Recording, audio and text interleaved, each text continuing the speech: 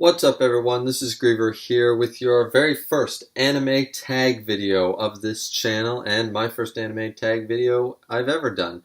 And this video was brought to my attention from my subscription to Tekking101, who decided to make an anime tag of Team Universe 13 from the current running Dragon Ball Super. Now this is based in the fact that you need to choose 10 characters across various anime and manga series to include in your Team Universe 13 to fight in the Tournament of Power against Goku, Vegeta, Hit, Jiren, and all the others universes that that entails. Now, this should be a lot of fun. He's already tagged quite a few people in, I believe, 3 or 4 other YouTubers in his video, but he also said an open invite. So now that I don't feel like the unwanted, uninvited child at another kid's birthday party, I'm going to do my own anime tag video about it. So these are my picks. The rules that Tekking101 stipulated are also in my description below, as well as a link to his channel and to that video. So please, go if you don't know of him already, and if you're watching me, you already should. Please go subscribe to him and watch the video. And yeah, so let's just try to get underway here. Now, a note before we begin my personal list. Of course, this is my personal opinion, blah, blah, blah. If you don't already know that, then I don't know why you're watching. But besides that point, there are just a couple key notes. Number one is, of course, the no use of swords, guns, and other methods like that. So that eliminates a lot of my favorite characters. That eliminates a lot of characters for a lot of people. So, the characters that you see here are just, they can't be included, because even though some of them may be strong even without the use of their swords or their guns, or even in the case of certain other characters like Edward Elric, who tends to transmute a lot of weapons when he fights. I'm not really sure that a transmuted spear counts, I'm pretty sure the Grand Priest would have a problem with that. So that's why those characters did not make the cut on my personal list. Another one of the things is no fighting prowess. I mean, of course, as Tekking101 described many times in many videos, the Tournament of Power is not all about finding as many Super Saiyans as you can to stack up your team. You need intelligence. You need tact. You need a lot of other versatile abilities that, strength might not mean anything. That Super Saiyan can still get knocked off by someone much weaker than a Super Saiyan just because of an odd ability. So you have to look at the grand scheme of things. Now, I did this, but of course there are characters, the ones like shown here, that they just don't have what it takes. I mean, you can have a certain level of intelligence, but their intelligence does not dwarf the amount of sheer problems that will arise from that. I mean, if you take someone like L in that situation, he might be able to deduce the abilities of certain characters, but by the time he's told someone's already knocked his ass off of the arena and now he's gone. And you can't waste another slot on having an ultimate shield protector for L. There's just not enough, at least in my opinion. If that's what you guys want to do in your own anime tag, of course, you go right ahead, but that's the reason these characters also didn't make the list. And the final note I wanted to make is about the overpowered characters. Now, this is my own list, as I said before, and I want to have fun with it, and adding in a bunch of overpowered characters, that's just not fair. Like the ones seen here. I mean, of course, I could have Truth from Full Metal Alchemist. I mean, and that could end everything, because, I mean, that's like Zeno level, craziness, and, you just have too many characters. You have Ryuk from Death Note and things like that. And, I mean, you guys might consider some of these entries fair, and you might consider some of them like, well, of course you can't. But I just wanted to make a note that I'm not adding in characters that might be a little too OP or might go on a blood craze. So, and of course, a lot of people are going to include Saitama, because some people think Saitama can beat Goku. I don't, but, that's because, shonen, as far as shonen is acting like a shonen, while One Punch Man is a parody of a shonen. So, clashing the two together just doesn't make sense in the first place. But that's beside the point. This is not a Goku versus Saitama discussion. This is simply an anime tag of my top 10 characters that are going to be on my team for Team Universe 13. So with all those notes finally out of the way, let's get started with the list. Now my first pick is going to be the tactician, the main tactician of this team. And you'll find that this team has quite a few intelligent characters and less brutes than you might think is going to be on the list. But I'm going to start it off strong with Kisuke Urahara from Bleach. Now, this is my first Bleach entry, and there's a lot of reasons why to include Kisuke on this list. For one thing, he has a genius level intellect. I mean, just look at all the fight scenes. He does not need his sword. It's very hard to include any Bleach characters on this list, as I talked about. If you take a lot of sword fighting animes and that's the ones you watch, most of your characters, I mean, they're just no good to you in the Tournament of Power because they can't use their swords. Kisuke has shown multiple times that he's a Kido master.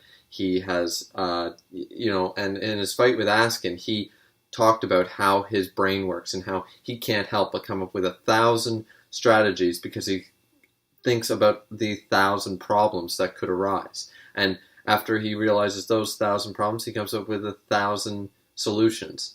And it's impossible to fight him. He's basically comes up with whatever possibility you could bring out. It'd be almost impossible to surprise him is the point.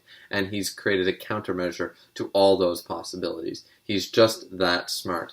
Now, some of you might consider that a little unfair, but I did not put Sosuke Aizen on this list either. And I mean, that would just be... That's also kind of cheap, I would think. I mean, I could have put them both on this list, and then that's just unfair, but... so even without his sword, Benihime, he's got a range of abilities. His level of tactical brain thinking and all this stuff just make him a great addition to the team. Considering he's still got his Shumpo, he's still got his Kido, he's still an expert at hand to hand as far as I'm concerned. Considering the fact that he trained with Yoruichi, who's considered as one of the only people in the entire series who does not use a Zanbakuto, even though she apparently possesses one. She uses hand-to-hand combat, and they trained for years together, so we can assume from that alone that he is highly trained as well. But yeah, if you need any more convincing Wikipedia pages, they will be in my description below. So go check them out, and if you haven't watched the series, go watch Bleach. Now, my second pick for this anime tag video is going to be Hohenheim Elric. He is a walking, talking Philosopher's Stone. And for those of you who have not watched Full Metal Alchemist Brotherhood, well, stop this video, go watch Full Metal Alchemist Brotherhood. I'm serious. I don't need the views that bad. If you have not watched Full Metal Alchemist Brotherhood, that is more important than watching this video. I'm going to tell you right now. But at the end of the day, this guy, there was a lot of consideration for Full Metal Alchemist. I'm just going to say that right now. There was Edward Elric, there was Teacher, there was, Father, there was the Sins. There was a lot of choices. There was Roy Mustang. There was a lot of different ideas that I thought about who I should choose. And then without going too OP, there was a lot of consideration, but at the end of the day, Hohenheim is still a walking, talking Philosopher's Stone, as I just said.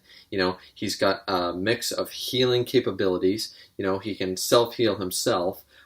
He does not need to even clap his hands together to transmute, let alone, draw the circle or anything like that. So he needs no weapons and no abilities, or not no abilities, but no chalk or anything. He doesn't need anything like that. So he's got a wide range of knowledge. He's one of the most proficient, scientific minds in the series. And alongside Kisuke, he studies. He's like a scientist, which most alchemists are. He studies. He's just got the knack for figuring out that kind of stuff. So, he has the knowledge about how alchemy works, which means he knows how to deconstruct and the flow of materials and the flow of life force and the flow of a lot of things. So I just believe that if nothing else, but a background fighter and shield walls and, raising the ground up to protect allies while he heals them, with his Philosopher's Stone and stuff. I believe, and he's quite sturdy. He's quite invulnerable to harm because even if you stab him or something, he'll just heal with one of the,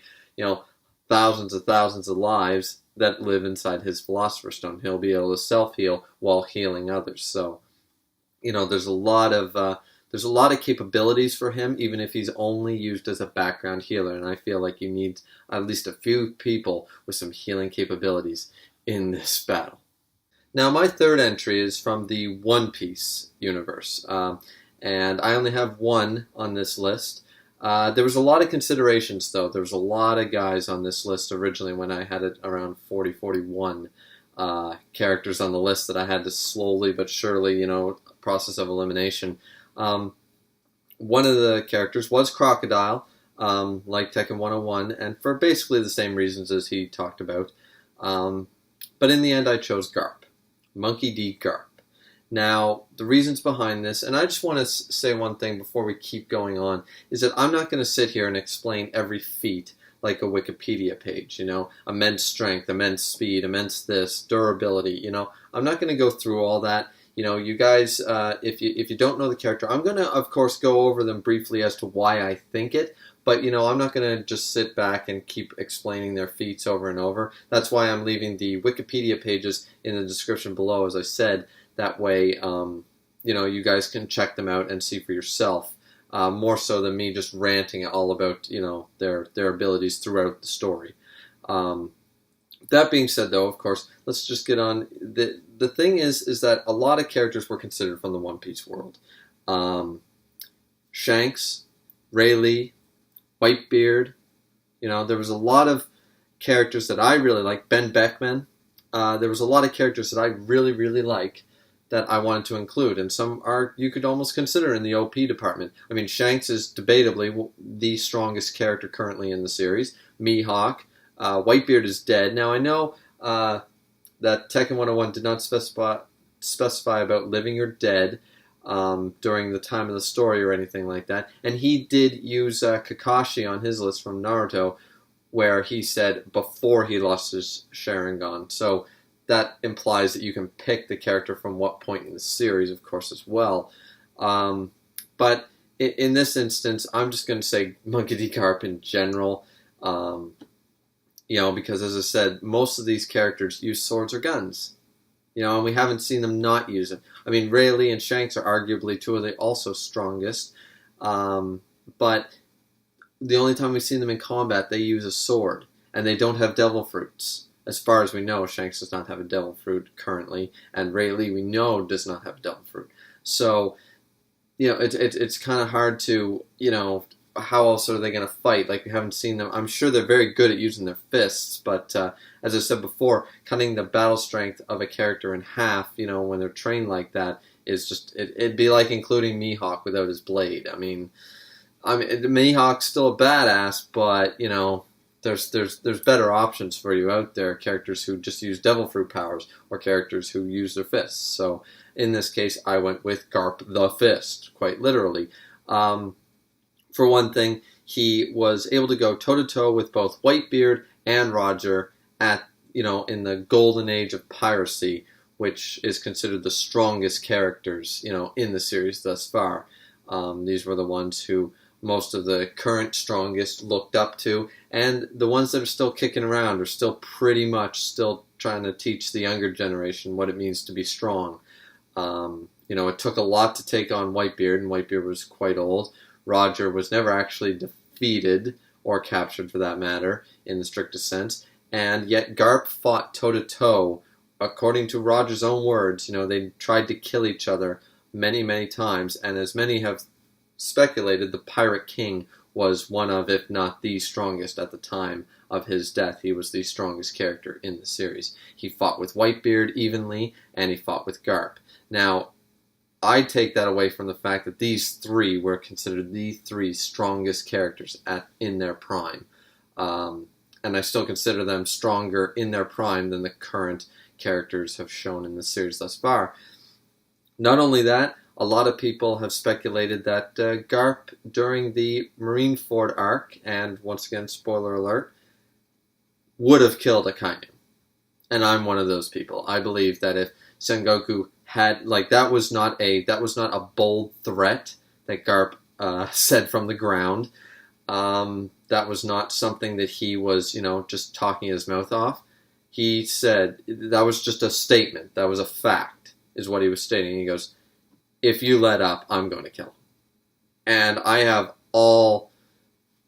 believe completely that he could have killed him. Whitebeard didn't really fight Akainu seriously. He wasn't going one-on-one with Akainu, and he was very injured at the time, of course. I'd like to see a Kainu fight with that big sword jabbed, through his stomach, and then have him fight Whitebeard. But I mean, that's neither here nor there. This is not a One Piece what if discussion. All I'm trying to say is that he is still Marine level. He's still Admiral level or higher, and I believe he's higher, as I already stated. And once again, his Wikipedia page will be in the description below. He's just a tank. He's one of the brawlers of my tag team. I think he can go toe-to-toe with some of the strongest characters in brute strength alone. And, he doesn't... Where he gets those cannonballs from, I don't know. Even if you disinclude the cannonballs, his fists alone are just enough to take on most of the characters on the other universes. So, yeah, that's why I'm including him as one of my forefront fighters in the series. In his prime, or as he is, decide if that's fair or not. If it's fair, I'm going to go with his prime, because he was probably stronger in his prime than he is as an old man. But if that's disallowed, then I still stand by it, and I go Old Man Garp. Now, number 4 on this team is going to be a little controversial when I talked about overpowered characters, because I'm going with my favorite character from the series I review, Seven Deadly Sins, and that is Escanor. Now, I know what you're all saying. That's not fair, but hear me out. Number 1, this is assuming that there's a certain, gotta remember, the sun is a big factor here. So I'm just going to say Escanor, not High Noon, not the new form, the one capable. I'm saying Escanor at his peak power, but not the one form, for the duration of the tournament. Or at least close to that form. Around that form. He's got to be high version. If not, it's going to be Estarossa. Okay? So, you guys can pick and choose which one you want. I don't need to explain Escanor to anybody who's watched this channel. And if you need an explanation about Escanor as to why I would choose Escanor, go read Seven Deadly Sins is all I can say. I mean, that's not much of a description, but he's, once again, I've kind of had a few background fighters and some tacticians. Now I'm kind of giving you a few of the forefront fighters. Escanor is a head-on, balls to the wall, beast of a fighter. He's good at unarmed combat, as we've seen. He does not need his Divine Axe Rita. He does not need any of these, any items to fight. His magical power alone, Cruel Sun, is insanely powerful. He managed to level an entire lake with just one blast of his magical power. So, I mean, he's another one of these destructive, and as we've seen, he can take a hit. The man can take a hit. If you haven't caught up to date with Seven Deadly Sins, please check out my reviews or read the latest chapters, because he is just a beast of a brawler. He can... he knows how to dish it out, unarmed or armed. It doesn't matter with him. So, I mean, he's kind of like the Hulk. Think of this as like the anime version of the Hulk with a little more control and a lot less grunting. That's the best way I can describe him to people who don't understand Escanor. So, that scene in Avengers where Hulk jumps up, grabs Loki, and tosses him around like a ragdoll, even though Loki's a god, and he just... puny god. That is basically Escanor fighting against, it wouldn't surprise me if Escanor could have went up to like a regular old Super Saiyan and done the same thing. That's how tank I believe this guy is. He's just one of my forefront fighters, and I think he would just do a lot of damage, and on another scale, draw a lot of attention because of his pride, because of his great bearing and manner, and the amount of explosions the dude would make would draw a lot of people to him, while the other characters can kind of not weasel around, but kind of that gives Hohenheim time to heal, that gives Kisuke time to think, that it gives other characters some a break from the momentum and to build to regroup and attack again if Escanor's drawing a lot of the fire, so to speak. So that's another one of my reasons for Escanor being included as number 4. Now my next entry is going to be also from Seven Deadly Sins, go figure, and this one is going to be the Magician Merlin. Now, Merlin has shown a variety of powers over the course of the series thus far. She has many magical abilities, big and small. She's got an insanely high level of intellect, as we've seen. She even managed to break out of a commandment, which is absolute by the Demon King, which is basically, it's the devil. Okay, for those of you who haven't caught up to date with Seven Deadly Sins or don't understand, or haven't read it or whatever, I'm just going to lay a quick groundwork for you. Heaven, hell, earth as a basic concept. Supreme deity is God, and the Demon King is the devil. So, two strongest beings in the universe, right? And that's basically, as far as we know, that's still a fact.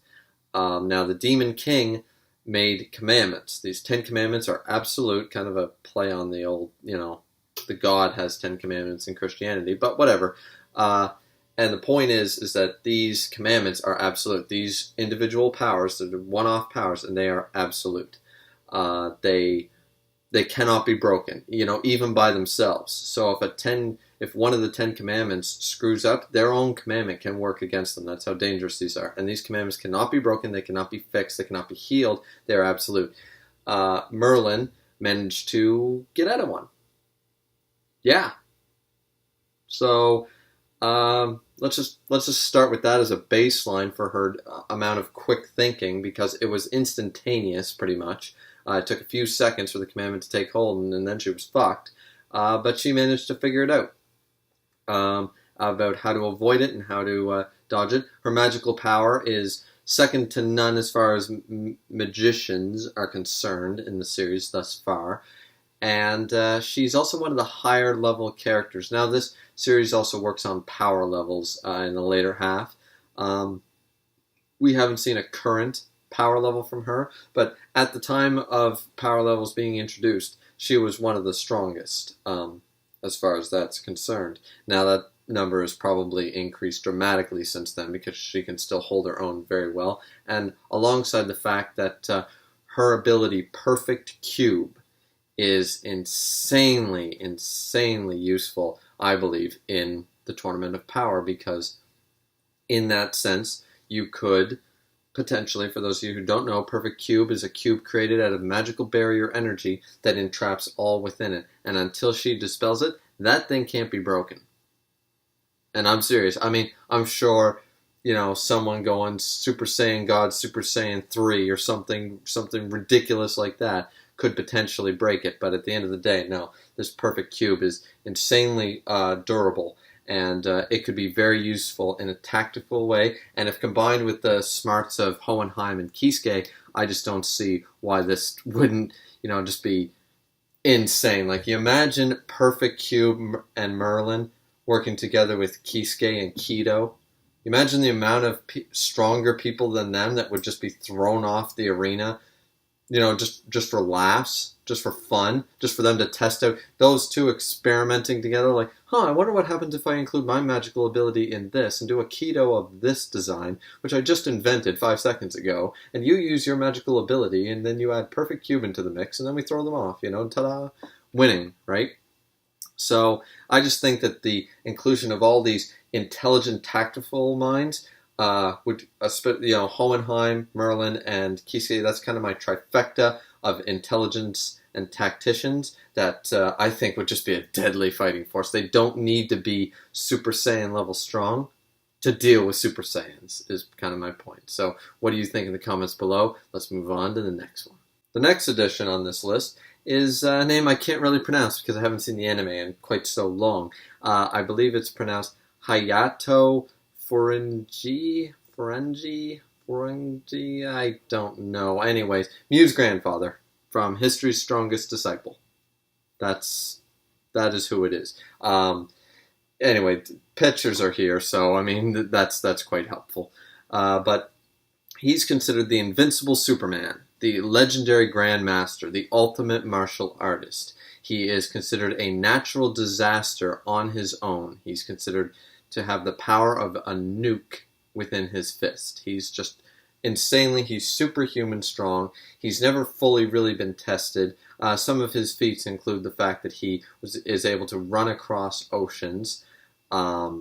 He can also apparently fight for a week straight with very little to no rest or food. And I mean like fight for 7 days in a row without stopping. Like that's that's quite impressive against another master class. Is completely undefeated in the series. He also managed to take on 500 martial arts masters at once and did not lose. So he beat 500 people at once. He also managed to develop 108 secret techniques, which are coveted by almost everyone in the martial arts world because he is that strong. Some of his secret techniques, which we know very little of them throughout the series. We've been introduced to a handful of them at most, and these techniques are considered like some of the greatest, like ultimate fighting, ultimate killing, ultimate. They're just some of the greatest techniques developed. He is a master of most martial arts. His title of elder and among all the great masters. And his title of Invincible Superman is not earned lightly. He's an undefeated monstrosity who is just, his advanced durability and his stamina and his strength is just so immense that he could stand there among Escanor and and Garp, and basically there's my trifecta of brawling lineup right there. There's my bulky, Dwayne Johnson-esque lineup right there. That's kind of my frontline fighting force is kind of these three. Now, another reason I picked him is because even though it's not shown very often, he has ki manipulation. He has very, very, very strong amounts of. He knows how to master his ki, but besides that, he knows how to use it to heal.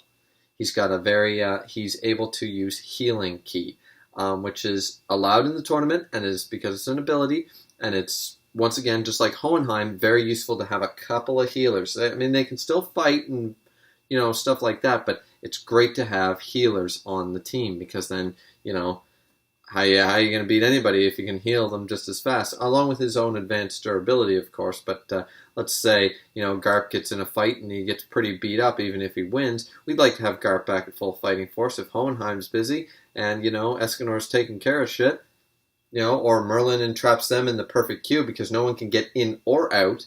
All you got to do is take Escanor or Garp or whoever's injured, and you put Hayato, I'm sorry, I'm butchering his name, Mew's grandfather, the Elder. You put him inside the cube with him. He spends his time healing him with his ki. Break the perfect cube. Now you got two fighters back at full force. I'm sure he doesn't have a limitless amount of ki either to do that technique with. But among all his other feats, he's just insane. Of course, once again, Wikipedia entry below. And so 3 frontline fighters, 3 healers. We're just doing really, really well. We got 2 healers, actually, don't we? Yeah, we have 2 main healers, but I suppose you can include Kisuke on that. I don't know. Anyways, let's just move on to the next entry in the list.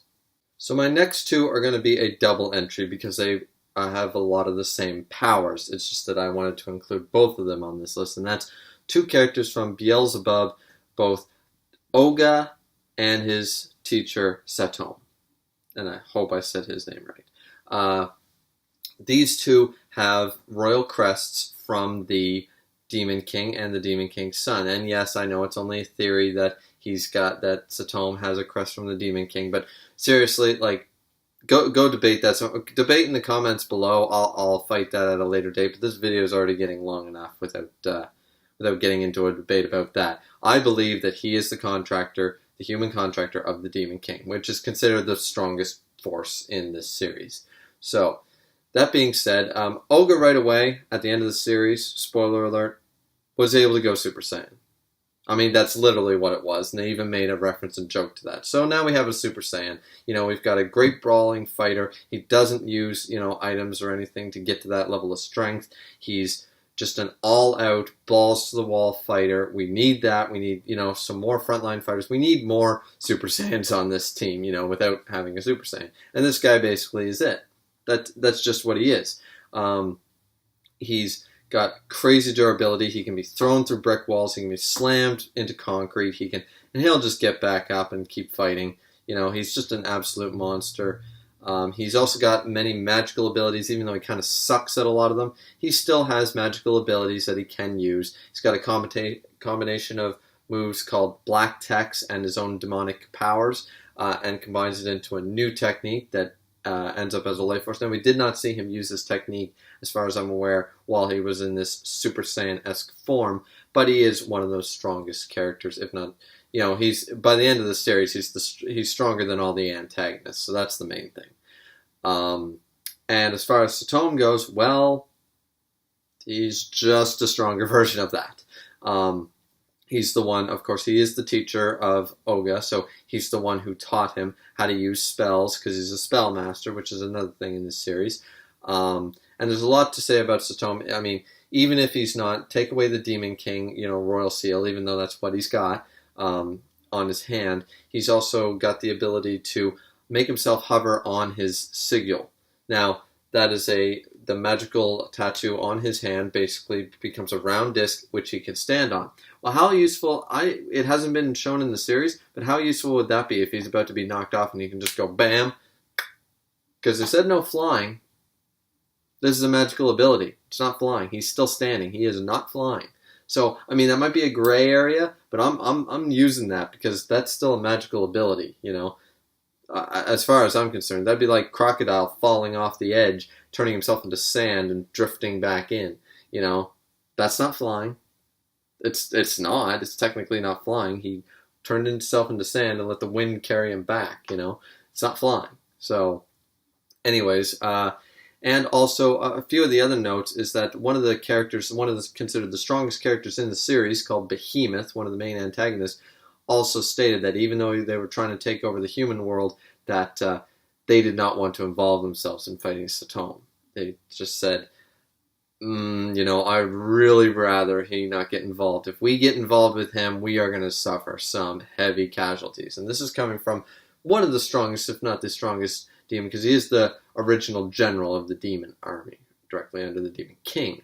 So that's enough to say right there. Also, another note is that the two main antagonists basically the strongest other characters, the strongest opponents against Oga, the main character in the series, were both trained in spells and how to handle their respective demons by Satome. So that's to say that everything that they know and all their power, they learned from this guy. So the three of the strongest characters in the series all have their power thanks to this guy. And I'm pretty sure as a high-level spellmaster, he's still the tankest out of the bunch. So, yeah, that's my reasons for the two characters from Beelzebub to be included. I just think that, having a Super Saiyan and a guy who clearly exceeds that power, as far as I'm concerned, and could probably do the same thing if pushed hard enough, and could contract with the Demon King a little stronger like Oga does in the series, then you basically got two pseudo-Super Saiyans on your team, and why not, right? Just why not? And finally, for those of you who stuck around this long, which there's probably only about -5 of you, is the last two entries in the series, both from Toriko, and that is including Toriko himself from the Toriko series, but there's a little stipulation about that guy. We'll get to that in a minute. And, of course, the President. And the reason I say the President is because I have not seen the Toriko anime series and do not know how to pronounce this guy's name. But I'm just going to call him the IGO President. So, I believe it's like Ichiyari. Anyways, so these two characters in the series. Now, first off, let's go to Toriko at my number 9. I say this not in red form, not because he ate God, not because of any of this shit. I say it for the possibility of that fucking white demon. Don't know what I'm talking about? What are you doing? Go read Toriko. But, seriously, that white demon. The thing that scared the shit out of the guy who wasn't scared. I don't know how to explain this without getting into a whole long explanation. This video is still running long enough. I apologize, guys. But, yeah, so this thing called Neo, or Nero, depending on the translation, is basically this otherworldly form eats God, eats the 8 heavenly kings, which are strong as shit. Like the last arc of this series was just jam packed with ridiculously high level strong characters, even for anime and even for a shonen. Now, and basically this character now, of course, in the end, spoiler alert, Toriko wins in the end. He beats up the strongest bad guy, and that's the end of the series, right? So he defeats the strongest thing in the gourmet world. Great, whatever. The thing is that this white demon, which both Toriko and the entry for the white demon, which is his appetite demon, his original appetite demon, will be in the description below, is because this thing can't even come out for an instant. It would tear apart Toriko's body.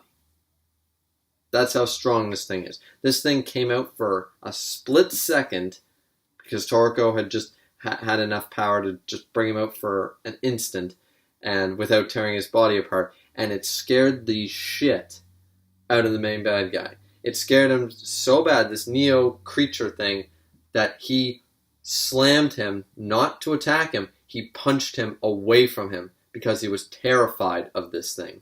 He was terrified of the demon inside of Toriko that much that he was like, get the fuck away from me, you know? And also Midori, who is one of the other strongest characters in the series, was also the one time that we saw him afraid. He wasn't afraid of this Neo creature. He was afraid of that white demon. Go back and read the series if you don't believe me. It was a great series. But yeah, so Toriko's white demon form. Toriko's white demon, or Toriko later on in life when he's able to actually bring out the white demon. Take your pick. I don't care what you want to take from it. I'm saying that fucking white demon is terrifying. Now for the final entry on this list, we have the IGO president. Ichiryu, whatever. I'm sorry guys, my pronunciation sucks. Japanese, I apologize. But because I only read the manga, never watched the anime, so that's kind of my reason for the bad pronunciation of a couple of these names. So the reason he's on the list, alongside the White Demon of Toriko, is because I believe that he was the strongest. Other than this White Demon thing, I don't know about that, but I believe that he was strong enough to take out Neo on his own. If he had been revived like he should have been, Don Slime in full form, his appetite demon had crowned him inside of him, he was considered the strongest. I mean, he kind of let Midori kill him type deal. You can argue all day if you want. Midori is also badass, don't get me wrong. I'd take any of the three. I'd take Jiro, Midori, or Ichiru, the kind of the children of Akira, and Froz, whatever. I would take those three misfit children anytime. You could interchange them all. I just believe that the eldest was the strongest. I believe that had he come back to life, he would have been able to defeat him, no problem, with Don Slime. I mean, they even had like an arc, well, not a whole arc, but they even had like a subplot where they were trying to go revive him because they're like, shit's going down, this is bad, let's go revive him because we know that if Don Slime was even like, if I go back inside of his fully resurrected body, we will win. Don Slime by himself, without that body, without the power of the IGO president, was even able to hold his own against Neo for a very, very long time. And it looked like he was actually going to win. I think it was just the lack of, it was only Don Slime, not in his real full form, but by himself type deal. I think that's the reason. Had he been actually with they would have been able to win, in my opinion. But as I said before, I would interchange both, Jiro, or Gyro. It's Jiro, isn't it? Yeah, I think it's Jiro, the Knocking Master, and Midori. So, yeah, those are basically the characters. Of course, all the descriptions are in the links below. I'm going to add all 10 entries in order there, and I'll list them down. And tell me what your guys' anime tag lists are for the Team Universe 13 list.